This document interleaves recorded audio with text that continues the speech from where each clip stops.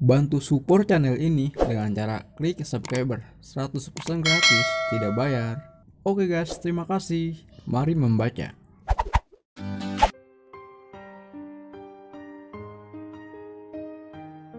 Di keesokan harinya, Tuan Besar mengajak Repan untuk menghadiri rapat dengan para direktur perusahaan cabang Reksa Wijaya Group. Sebelum pembicaraan rapat dimulai, Tuan Besar memperkenalkan Repan sebagai cucu pertamanya yang merupakan pewaris perusahaan berikutnya dan memberitahukan keadaan Ares. Maka dari itulah Tuan Besar yang menggantikan posisi anaknya saat ini. Semoga Tuan Ares lekas sembuh, Tuan, ucap salah seorang direktur yang ikut prihatin. Terima kasih atas doanya. Sekarang kita mulai rapatnya. Saya harap semua direktur melaporkan permasalahan yang selama ini dihadapi, kata Tuan Besar dengan suara lantang khas miliknya. Rapat itu pun berlangsung dengan sangat sengit sampai Repan lalu tertidur di pangkuan opanya karena memang sangat memakan waktu berjam-jam. Setelah selesai rapat, semua para direktur mengubarkan diri. Mereka kembali ke perusahaannya masing-masing, terkecuali Rizka, orang yang mewakili perusahaan yang dipimpin Amara. Rizka, kamu ikut ke ruangan saya, kata Tuan Besar membuat Rizka panik ketakutan. Aduh, ada apa ini? Kok hanya saya yang dipanggil? Apa ada yang salah dengan perkataanku? Batin Rizka cemas. Baik Tuan, balas Rizka sopan. Kemudian Rizka mengikuti Tuan Besar menuju ruangannya. Silakan duduk, kata Tuan Besar setelah sampai di ruangannya. Baik Tuan, terima kasih, jawab Rizka sangat sopan. Maaf Tuan sebelumnya, apakah ada masalah dengan pekerjaanku? Lanjut Rizka sambil menunduk penuh kecemasan. Rizka tidak menyadari bahwa Tuan Besar akan mempertanyakan soal Amara. Oh tidak ada masalah dengan pekerjaanmu. Saya hanya ingin mempertanyakan soal Amara. Di mana kediamannya saat ini? Saya ingin bertemu dengannya, kata Tuan Besar pada intinya. Rizka hanya terdiam, tak mampu menjawab perkataan Tuan Besar karena tak enak dengan Bu Amara. Tapi di sisi lain, Rizka takut kehilangan pekerjaan karena yang bertanya langsung dari pemilik perusahaan. Maafkan saya Bu, ini demi kebaikan kita semua, batin Rizka. Kemudian menyebutkan alamat hotel kediaman Amara saat ini. Terima kasih atas bantuanmu, kata Tuan Besar setelah Rizka menyebutkan alamat hotel tersebut. Tanpa banyak tanya lagi, Tuan Besar segera melangkah keluar ruangan, meninggalkan perusahaannya dengan mobil yang sudah menunggu di depan lobi, kemudian menuju hotel Amara berada. Sementara Repan yang tertidur dijemput pengasuhnya untuk kembali pulang ke rumahnya dengan dikawal 2 bodyguard. Setelah beberapa menit Tuan Besar sampai di hotel yang terlihat sangat sederhana. Setelah berjalan beberapa langkah, Tuan Besar sampai di pintu kamar yang sebelumnya sudah Rizka sebutkan. Tuan Besar memencet bel pintu kamar Amara. Klek, Papa, ayo masuk Pak, kata Amara menyembunyikan keterkejutannya.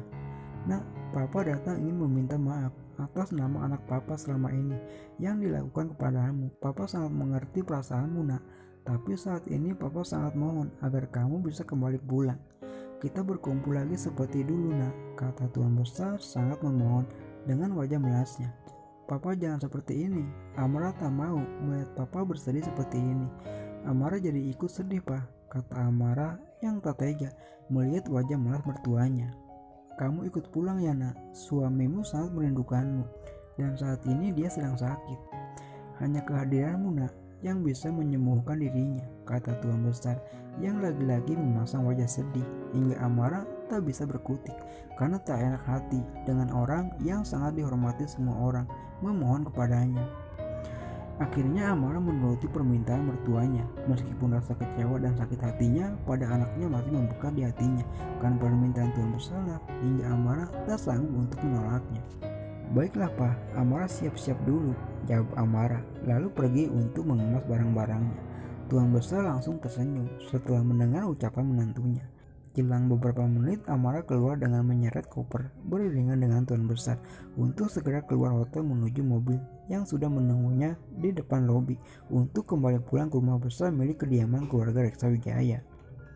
Setelah beberapa jam berjibaku dengan kendaraan lain, mereka sampai di tempat tujuan, di rumah besar milik kediaman Reksa Wijaya. Marissa yang melihat kehadiran menantunya langsung menyambutnya dengan tersenyum gembira.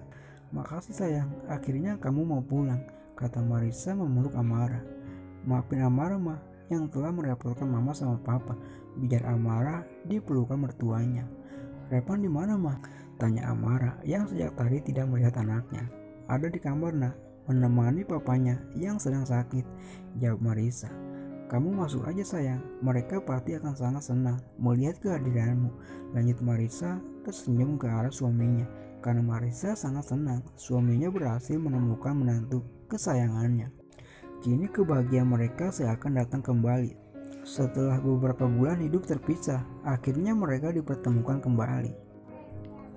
Amara melangkah menuju kamar Ares dengan perasaan yang belum karuan. Malu-malu gitu guys. Setelah sampai di pintu kamar, Amara terdiam mematu. Entah apa yang ada di pikirannya saat ini, dan itu membuat Marissa menyapanya.